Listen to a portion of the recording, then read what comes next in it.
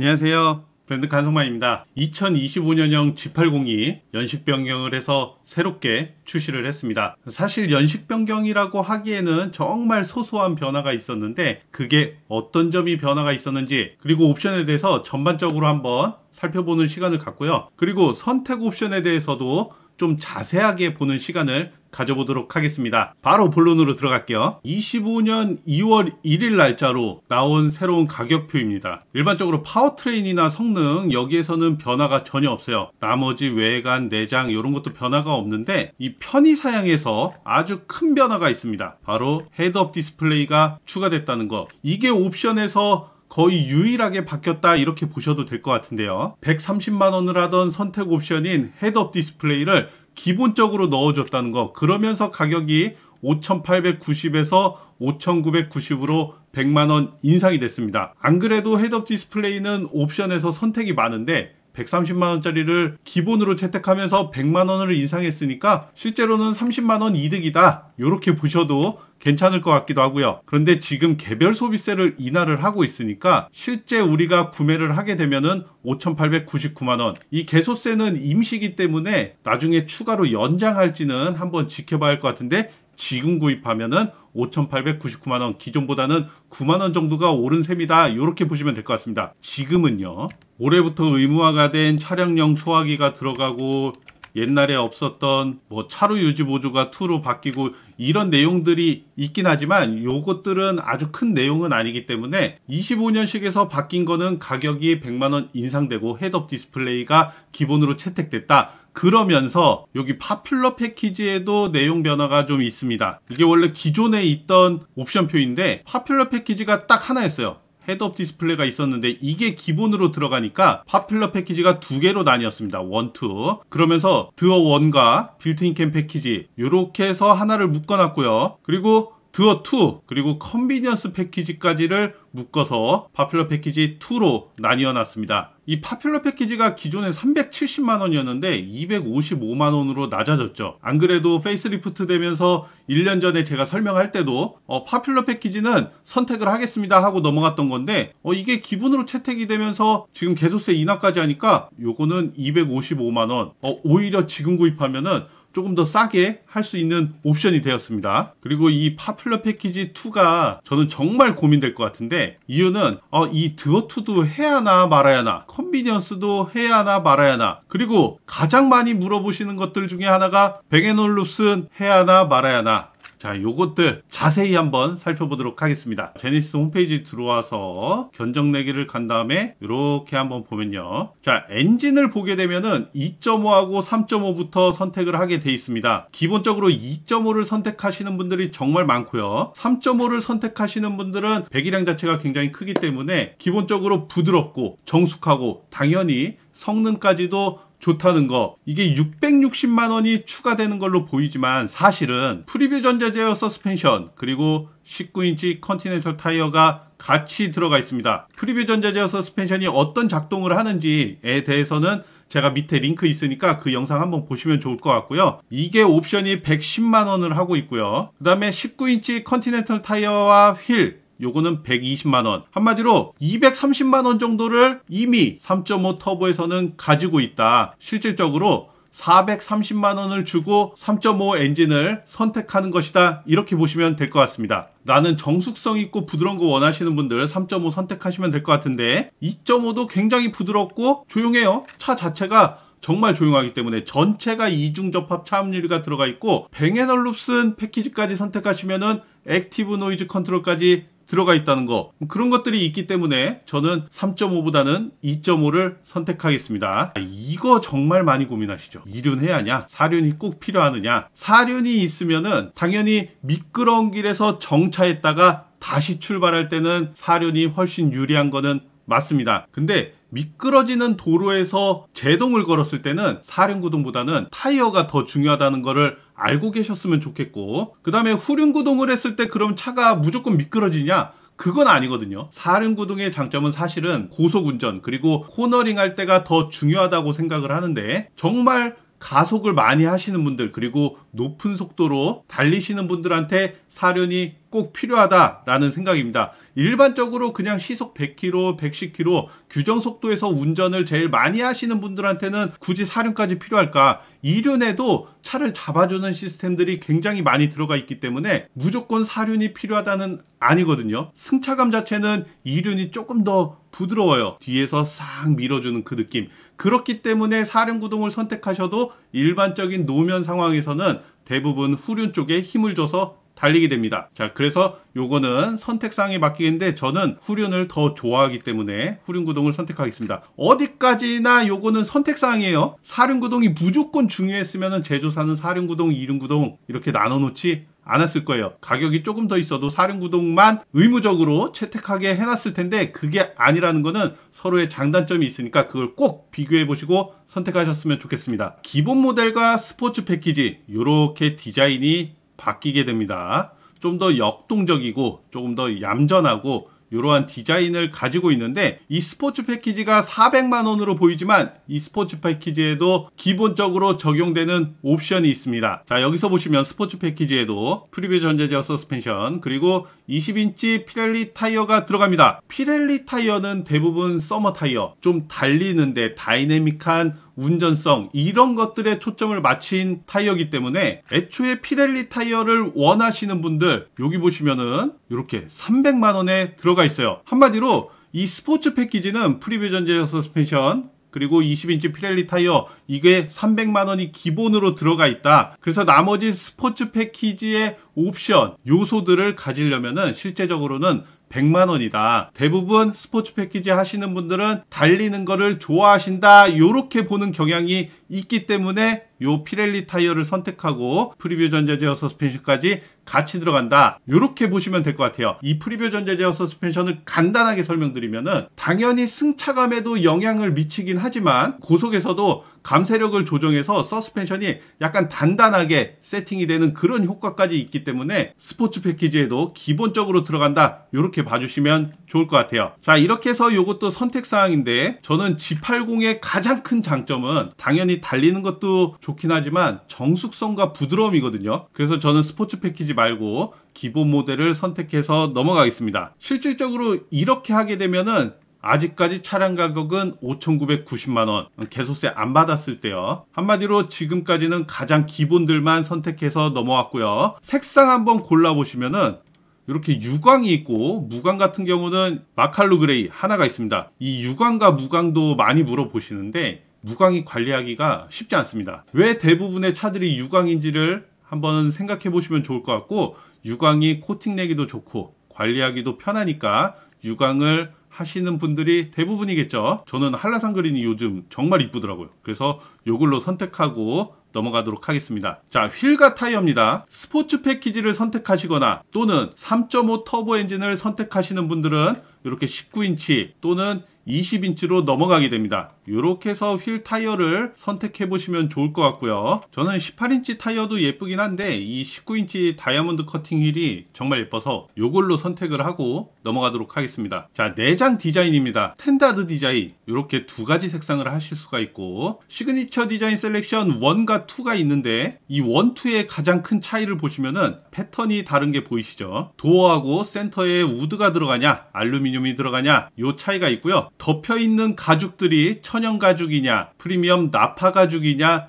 요 차이가 있습니다. 이 가죽들을 만져보게 되면은 확실히 나파 가죽이 정말 부드럽거든요. 천연 가죽에서 한 번 더 가공을 해서 굉장히 부드럽게 만들어 놓은 가죽이 나파 가죽이다 이렇게 보시면 될 것 같고 관리 자체는 그냥 일반 천연 가죽이 관리는 더 편합니다. 아무 신경을 안 쓰고 그냥 타셔도 되니까요. 나파 가죽은 조금 빨리 해지는 경향이 있어요. 근데 앉아봤을 때 고급스럽고 부드럽고 이런 거는 나파 가죽이 훨씬 좋긴 합니다. 요즘은 가죽의 질도 굉장히 좋아져서 예전처럼 많이 해지는 건 아니니까 너무 걱정하실 필요는 없고 세월의 흔적 정도만 조금 남는다 이렇게 생각하시면 좋을 것 같아요. 이 시그니처 디자인 셀렉션 1하고 기본형하고 또 보면은 대시보드 위를 한번 보시면 좋을 것 같아요. 도어 트림도 마찬가지긴 하지만 대시보드 위를 보면은 가죽으로 돼 있느냐 우레탄으로 돼 있느냐 요 차이가 있습니다. 이거에 따라서 내부 인테리어에서 고급성이 상당히 다르다는 거. 그래서 조금 고급스럽게 가고 싶다 하면은 디자인 셀렉션 1을 골라주시면 될 것 같고 고급성을 넘어서서 부드러움까지 나는 가져가고 싶다. 딱 차에 탔을 때 부드러워.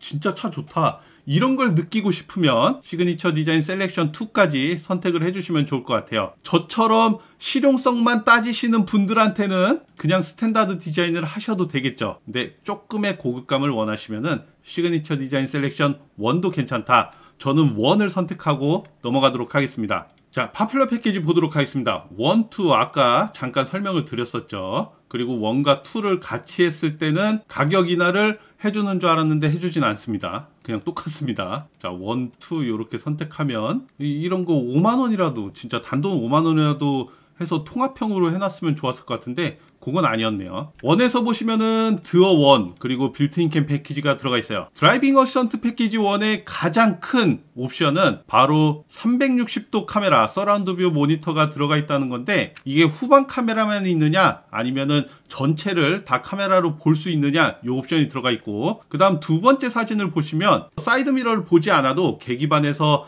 양쪽에 방향지시 등을 넣었을 때 차가 있는지 확인을 할 수 있는 건데 이게 정말 치명적인 단점이 하나가 있어요. 차가 좀 더럽거나 그래서 카메라에 이물질이 있거나 또는 비가 너무 많이 내려서 빗물 때문에 빗물이 맺혀서 안 보이는 경우가 있습니다. 그래서 너무 여기 모니터에 익숙해지면 사이드 미러를 안 보고 그러시다 보면은 극한 상황 속에서 조금 안 좋을 수도 있다는 거 그거 알고 계셔야 할 것 같고요. 그 다음에 주차 시에 편한 원격 스마트 주차 보조가 같이 또 들어가 있습니다. 이런 옵션들이 필요하시면은 파퓰러 패키지 1을 하시면 좋을 것 같아요. 이 빌트인 캠 패키지에는 빌트인 캠 2가 들어가 있거든요. 그래서 화질도 QHD로 들어가고 음성 녹음 그리고 뭐 방향지시 등을 켰는지 이런 것까지 전부 다 저장이 되니까 굉장히 추천해드리고, 가장 좋은 거는 당연히 깔끔하다. 근데 요것도 당연히 단점이 또 있죠. 배터리 방전을 위해서 주차 중에는 최장 녹화되는 시간이 굉장히 짧다는 거 그거 알고 계시면 좋을 것 같아요.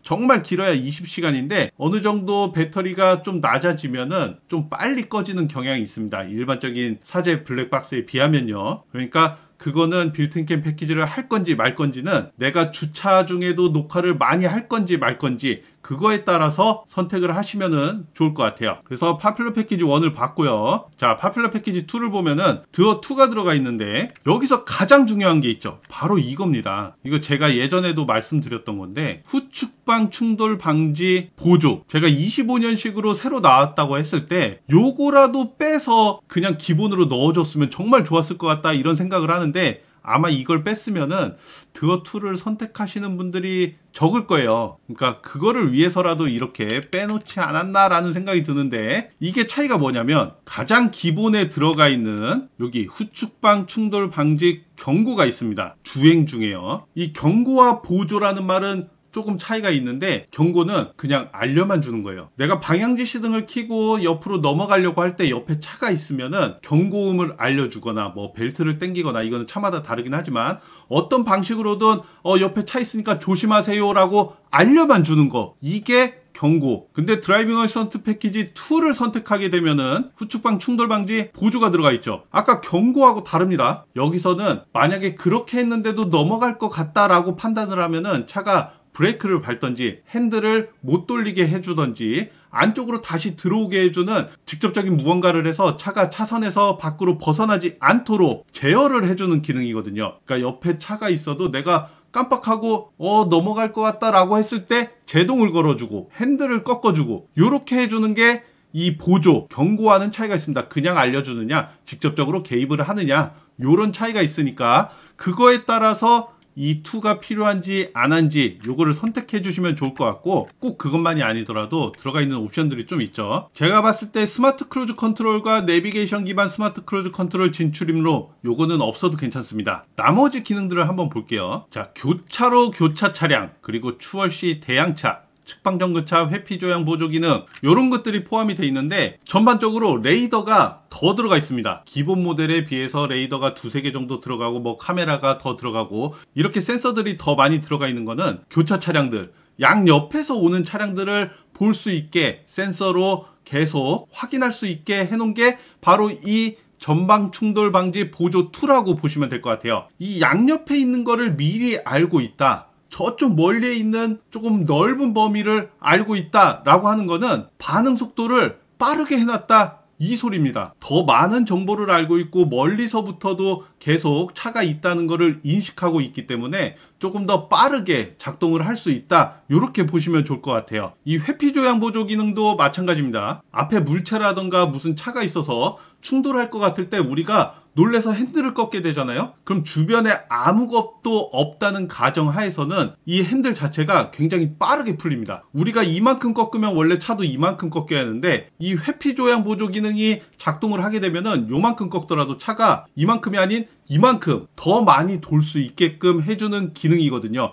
충돌을 하더라도 조금만 충돌할 수 있게 해주는 그런 기능이니까, 그래서 이 옵션 하나로 사고를 면했다 라고 생각하실 분들은 꼭 선택하시는 게 좋겠죠. 이 안전 기능은 저는 많으면 많을수록 좋다고 생각을 합니다. 물론 센서가 많아서 나중에 혹시나 사용을 안 하고 고장이 났다 이러면 수리 비용이 조금 더 들 수는 있겠죠. 하지만 그것도 보험처럼 내 목숨을 언젠가는 한 번쯤은 살릴 수 있겠구나, 사고를 면해서 수리비가 덜 들어가겠구나, 이런 걸 생각하시는 분들은 선택하시면 좋을 것 같습니다. 자, 나머지도 그런 안전 기능에 기반했고요. 이 프리액티브 시트벨트 같은 경우도 사고가 났을 때, 그러니까 한마디로 충돌을 했을 때 벨트를 당겨서 쫙 조여줍니다. 시트에 묶어 놓듯이 조여준 다음에 한 5초 또는 10초 정도가 지나면은 다시 벨트를 풀어서 나올 수 있게 해주는 그런 기능인데, 이게 약간 텐션이 조금 풀려 있으면 일반 벨트 같은 경우는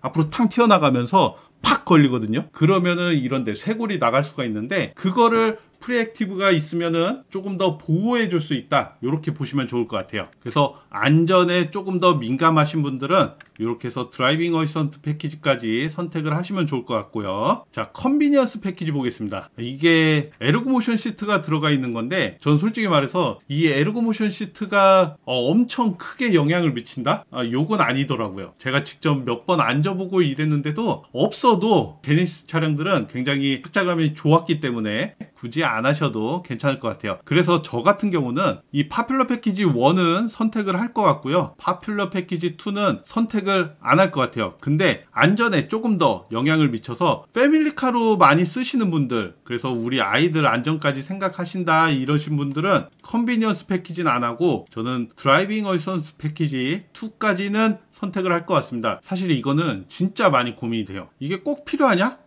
없어도 될 것 같은데? 이런 생각을 하시는데, 안전 조금만 생각하시면은 있는 게 좋긴 합니다. 그래서 요거까지 선택을 하고요. 자, 2열 컴포트 패키지 보면은 2열의 공조기 이런 것들인데, 패밀리카로 쓰면서 2열에 뭐 전동 시트, 통풍 시트 요런 것들 필요하신 분들은 선택을 하시면 될 것 같고요. 그게 아니면은 굳이 요것도 없어도 괜찮다, 이렇게 생각이 듭니다. 패밀리카로 해도 2열 컴포트 패키지가 굳이 필요할까? 만약에 2열에 뭐 클라이언트를 태우시거나 아니면은 자녀분들이 타는데 강력하게 원한다, 이게 아니면은 굳이 없어도 괜찮다라는 생각입니다. 그래서 저는 2열 컴포트 패키지까지는 안 할 것 같고요. 또 하나 많이 물어보시는 게 이 뱅앤올룹슨 고해상도 사운드. 일단 스피커 개수가 18개까지 늘어나고요. 액티브 노이즈 컨트롤 로드로 들어갑니다. 처음 이 기능이 나왔을 때는 로드라는 말이 없었어요. 액티브 노이즈 컨트롤만 있었는데 소음을 굉장히 줄여준다, 이게 핵심인데, 이 소리라는 거는 공기 중에 진동으로 이루어진 파동인데, 이 소음이라는 파동이 오게 되면은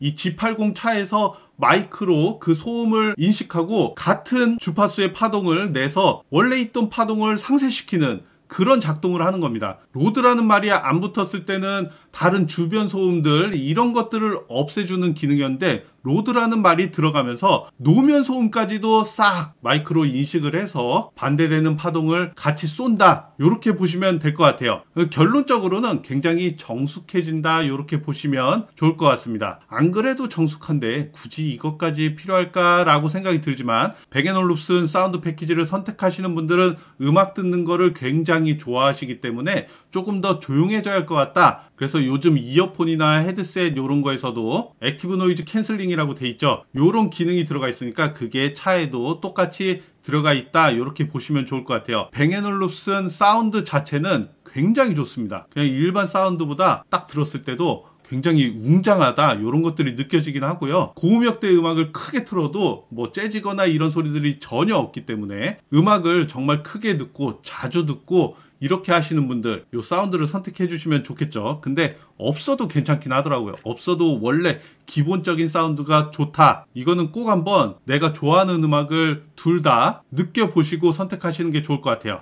그리고 프리뷰 전자제어 서스펜션, 저는 요거는 꼭 선택을 하겠습니다. 110 기능에 대해서 자세히 설명한 거는 밑에 링크 보시면 될 것 같아요. 이 감쇄력을 조정해 준다는 자체가 굉장히 마음에 들거든요. 저는 선택을 할 것 같습니다. 110만 원 정도면요. 물론 이것도 말이 많긴 해요. 이게 직접적으로 온오프를 하거나 내가 느끼는 건지 안 느끼는 건지 없는 차와 비교를 하기가 쉽지 않기 때문에 굳이 있어야 되냐 하는데, 그냥 없어도 편안한 차는 맞습니다. 근데 저는 이 정도 가격이면은 선택을 할 것 같다, 요렇게 보시는 게 좋을 것 같아요. 실제로 있는 차 없는 차를 제가 다 타봐도 이게 잘 작동을 하고 있는 건가 이런 생각이 들긴 합니다. 피부로 엄청나게 느껴지진 않지만 코너링을 좀 빨리 돌 때 이게 좀 더 탄탄해지면은 확실히 안정감이 다르거든요. 그래서 그런 쪽에서도 작동을 하기 때문에 프리뷰 전자제어 서스펜션은 꼭 선택을 할 것 같다, 요렇게 해서 넘어가도록 하겠습니다. 후석 엔터테인먼트 요런 것들은 별로 필요가 없는데, 이 플로팅 휠캡은 진짜 이쁘거든요. 9만원이라서 저는 요것도 선택을 할 것 같아요. 자, 요렇게 해서 옵션 제가 선택한 거를 한번 보시면은 5,990만원, 그리고 2.5 터보 후륜 구동이고요. 스포츠 패키지는 선택을 안 했고, 색상은 원하시는 걸 하시면 좋을 것 같고요. 휠 타이어는 저는 19인치를 했습니다. 그리고 시그니처 디자인 셀렉션 1 선택을 했고요. 내부 인테리어에서 조금의 고급성을 가지고 가고 싶다, 이런 생각이 있었고, 파퓰러 패키지 1을 선택했습니다. 그래서 드워원과 빌트인 캠을 가져갔고요. 그리고 안전을 조금 더 생각해서 드라이빙 어시스턴트 패키지 2까지 선택을 했습니다. 그리고 사운드를 위한 뱅앤올ufsen을 선택했고요. 프리뷰 전자제어 서스펜션까지 해서 이렇게 옵션을 선택을 했습니다. 이렇게 했을 때 실제 차량가는 7,024만원이고 개소세 혜택을 받기 때문에 실제는 6,917만원, 7천만원을 넘진 않았다. 그래도 옵션 보면은 거의 1,000만원이 조금 넘는 옵션을 선택을 했네요. 아마 일반적으로 이 정도 옵션은 생각하고 제일 많이 고르실 것 같고, 여기서 만약에 조금 절약해서 실용적으로 본다, 무엇을 빼냐? 저는 요 드어2하고 사운드, 그리고 프리뷰 전자제어 서스펜션 요 3개는 해도 되고 안 해도 괜찮다, 요런 생각이긴 합니다. 이 3개가 500만원이거든요. 그래서 이 500만원에 대한 값어치는 여러분들이 잘 생각해 보시고 선택하시면 좋을 것 같습니다. 더불어서 G80 같은 경우는 연식 변경을 하면서 G80 블랙까지 나왔으니까 굉장히 웅장해 보이네, 요런 느낌이긴 하더라고요. 그래서 원하시는 분들은 블랙도 한번 같이 보시면 좋을 것 같다는 생각이고, G80 같은 경우는 진짜 우리나라 세단 중에서는 정말 좋은 차, 정말 잘 만든 차라는 생각이 있습니다. 이 제네시스 차량들이 확실히 정말 차가 좋거든요. 요거 한 번씩 타보시고 여러분들이 옵션을 선택하시는 데 있어서 좀 도움이 되셨으면 좋겠습니다. 자, 오늘도 시청해 주셔서 감사하고요. 다음번에는 G80 오랜만에 다시 한번 타면서 시승기 한번 남겨보도록 하겠습니다. 자, 오늘도 시청해 주셔서 감사합니다.